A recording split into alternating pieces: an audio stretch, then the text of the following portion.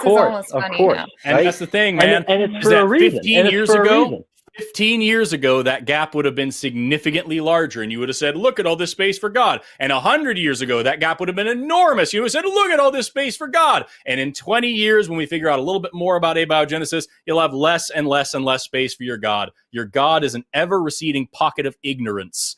And as soon enough, as it always is with intelligent design, you brought up the complexity of the universe a minute ago in just offhand comment. What always happens is that here's a bunch of shit we don't know, therefore God. And then when we know it, you turn around and say, look, it's so complex and so beautiful, therefore it must be God.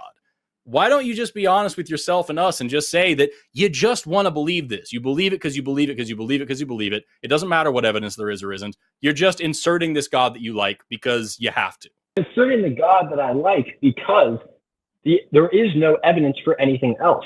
And whatever and evidence why not there say, is, I don't know. Why do you have to fill in the blank? I would never tell a kid, just like you brought up this example, if my kid comes to me and says, what is the cause of this? And if I don't know, I'm not going to say, you know what? It's actually this being